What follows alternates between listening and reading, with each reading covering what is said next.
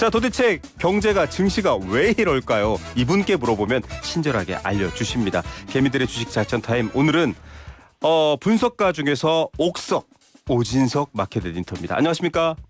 네, 안녕하십니까. 굿모닝입니다. 네. 자, 어제도요, 일어설 듯 하다가 또 주저앉고 걱정하신 분들 많았는데 뉴욕 증시를 봤더니 다시 뜨겁게 올라가고 있어요. 뉴욕 증시부터 알려주시죠. 네, 참 반가운 소식입니다. 어제 우리 증시는 오전에 잘 가다가 여러 가지 이슈가 있어서 하락 마감했는데 다행히 뉴욕 증시가 시장을 완벽하게 견인을 하면서 3대 지수 모두 반등을 했습니다. 다우가 1.2%, S&P 500 1.6% 이상 올랐고요. 나스닥도 2.78% 급등했는데 필라델피아 반도체가 8% 이상 폭등을 했습니다. 네. 그 가운데서 마이크로소프트가 15% 이상 올랐고 마이크론이 18%, 예. 샌디스크가 무려 26%가 오르면서 예. 자, 그동안 많이 빠졌던 메모리라든지 장비주 대규모 급등세를 보였습니다. 특히 어제 아침에 나왔던 마이크로소프트 애저 클라우드 성장률이 43%가 찍히면서 맞아요. 여기에 완전히 초점을 좀 맞췄고요.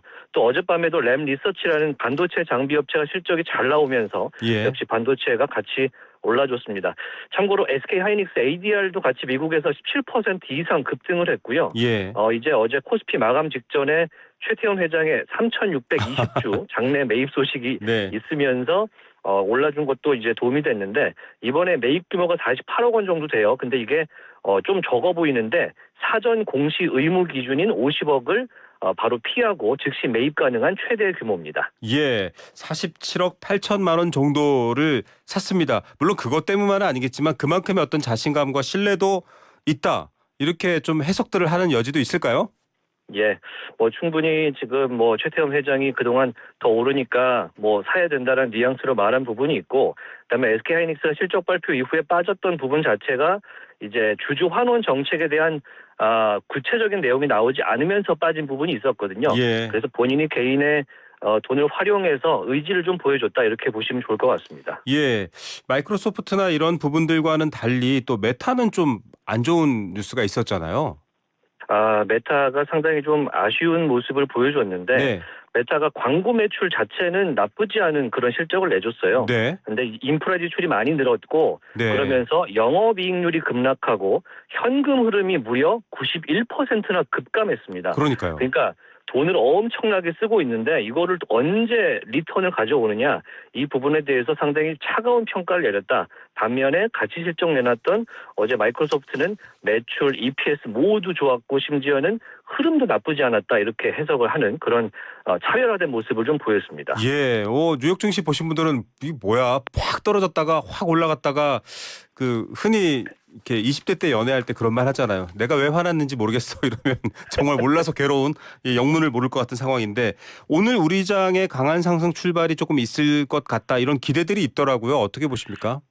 일단은 저도 상당히 좀 기대를 하는 측면이 있는데 어떤 측면이냐면 이 새벽에 있었던 코스피 200 야간 선물이 상한가를 찍었습니다. 예. 이게 8% 오르면 상한가를 찍게 되는데 3월 이후에 처음으로 상한가를 찍었거든요. 예. 근데 3월 당시에는 이란 전쟁에 대한 우려가 좀 줄어들면서 올랐다면 오늘은 반도체 섹터 자체에 대한 기대감으로 좀 오른 걸로 봐야 된다라는 점이 다르고요. 예. 말씀드린 대로 역시 호실적이 나와주면서 투자 우려가 좀 완화된 점 그리고 오늘 아침에도 지금 아마존이 실적을 내놨는데 클라우드 성장률이 상당히 좋았습니다. 예. 그런 부분이 오늘장에 기대가 되고 또 이제 정책적으로는 파생 상품 시장이 오늘부터는 주식 시장보다 15분 먼저 네. 8시 45분에 개장하기 때문에 네. 더 기대감을 키우는 부분이 있겠습니다.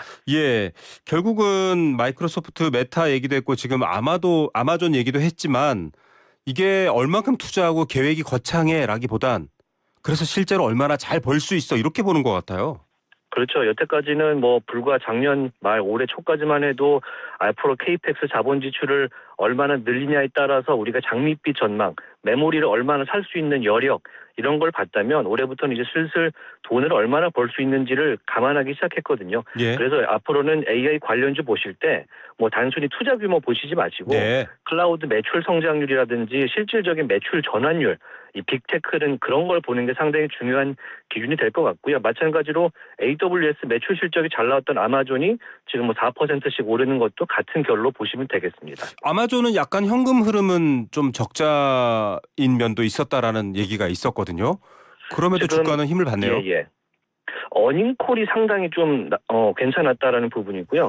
AWS 클라우드 매출이 37%가 찍어줬어요. 예. 그러면서 여기다가 장기적으로 AWS 클라우드 연 매출이 1조 달러는 찍을 수 있다. 아. 엄청난 숫자를 좀 제기하는 그런 어닝콜이 있었습니다. 예. 또 자체 칩인 그라비톤 5라는 이 칩을 외부에 판매하는 것이 본격적으로 시작됐다라는 얘기 나와주면서 물론 현금 흐름에 대한 우려가 분명히 있는 것은 사실이나 예. 이런 분명한 지표들을 내주기 때문에 주가가 오르고 있다라고 보시면 되겠습니다. 애플도 기대가 많은데 최근에 오늘 아침에 나온 거 보면 이 미국 여야 상원 의원들이 아마 CXMT 창신 메모리 겨냥한 것 같아요. 중국 부품 쓰지 마 이렇게까지 얘기를 했습니다. 애플도 좀 기대를 계속 높게 가져가도 될까요? 일단은 애플 같은 경우는 오는 9월부터 이제 팀쿡 CEO가 물러나게 되죠. 네. 존 터너 신임 CEO가 오기 때문에 이제 엔지니어 출신 이 CEO의 능력을 좀 검증해야 되는 그런 단계가 좀 남아 있고요. 네. 이번 실적을 좀 보시면은 실적 자체는 괜찮았습니다. 아이폰과 맥 매출이 20% 이상 오르면서 매출 방어를 해줬는데 네. 문제는 역시 그 말씀 주신 창신 메모리가 껴있는 중하권 매출이 예상치를 좀 소폭 하회했다라는 예. 부분이고요. 다만 이번 분기 매출은 역대 분기 매출로는 애플에게 최대 실적이었다. 이런 예. 부분도 같이 엇갈리고 있는 부분이 나오고 있습니다. 지금 사실은 중국발 그 CXMT라든지 또 DUB 또 여러 가지 그 키미 이런 것들이 나오면서 굉장히 시장이 출렁거렸는데 견제가 들어가면 애플 쪽에서 우리 예. SK하이닉스나 우리나라 주식에는 좀 긍정적일까요? 어떻게 보십니까? 뭐 애플이 중국 메모리를 산다고 해서 지금 우리나라 메모리 업체 삼성전자, SK하이닉스에 물려 있는 장기적인 수요들이 줄어들 것이냐 절대 그렇지 않다고 보는 게 맞겠죠. 예. 그리고 창신 메모리 같은 경우는 애플 측에도 이미 보도된 바대로 오히려 SK나 이제 마이크론에 요구했던 그런 숫자보다 더 큰 금액을 요구한다라는 얘기가 있었기 때문에 예. 이걸 도입하기는 쉽지 않을 걸로 보입니다. 삼성 측에서는 HBM의 공급 부족이 더 심화할 거다. 그래서 여러 가지 영업이익이라든지 실적은 좋을 것이다라고 했는데도 불구하고요. 시장이 별로 호응 안 하는 것 같습니다. 글로벌 관점에서 바라봤을 때도 그럴까요? 어떻습니까? 일단은 글로벌로 봤을 때 쇼티지 자체는 계속 될 거다라는 부분이고 이거를 해석하느냐에 따라서 주가가 오르내리는데 사실 삼성전자 주가 같은 경우에는 기대감이 선반영된 부분이 좀 있었고 예. 그다음에 시스템이라든지 파운드리가 부진한 점 그리고 특히 스마트폰 갤럭시 만드는 스마트폰 사업부가 처음으로 적자를 낸 게 상당히 좀 발목을 예. 잡았다라는 부분이고요. 하이닉스와 마찬가지로 이제 주주 환원 정책에 대해서 구체적인 내용이 나오지 않은 부분도 상당히 좀 아쉬웠다라는 얘기로 나오고 있습니다. 이게 목표 주가 같은 것들을 설정하잖아요. 뭐 목표 주가 몇십만 원, 뭐 강력 매수 이렇게 막 표시해 예. 주잖아요. 또 뭐 글로벌 JP 모건 같은 곳에서는 우리 증시를 뭐 10,000포인트 간다. 코스피 뭐 이렇게 선정하는데 도대체 무슨 기준이야. 지금 엄청 떨어지고 있는데 괴리감이 너무 크다. 이런 일반 개미 투자자들의 항의가 있습니다. 좀 설명해 주시죠. 일단 증권사들의 목표 주가는 기본적으로 밸류에이션이라는 거를 기반으로 하잖아요. 네. 그래서 실적이라든지 업황, 펀더먼털을 반영하는 측면이 좀 있고 향후에 창출될 영업이익에다가 이제 업종별 밸류에이션 곱하기를 해서 만드는 숫자들이 나오게 되는데 주가를 보시면 그냥 투심, 심리적인 요인이 상당히 많고 예. 그다음에 최근에 우리나라 같은 경우는 뭐 레버리지 ETF라든지 신용 반대 매매 이런 매도세가 있었기 때문에 수급에 따라서 상당히 출렁이는 경향이 좀 있었다라는 예. 부분입니다. 근데 증권사는 그런 걸 실시간으로 이제 반영을 하지는 못하다 보니까 최근에는 엄청나게 괴리율이 좀 있는데 목표가는 말 그대로 목표가이기 때문에 기관의 이제 투자 상황도 다르고요. 그런 부분은 같이 참고용으로만 보시는 게 좋을 것 같습니다. 예, 목표가가 높으니까 사야지라고만 판단하시면 안 됩니다. 실시간 시장의 변화는 반영되어 있지 않습니다. 물론 뭐 여러 가지 지표 기준하고 그렇게 해서 말씀하신 것들 때문에 지금 ETF라든지 지금 단일 종목 레버리지라든지 이런 것들 제한이 들어가는데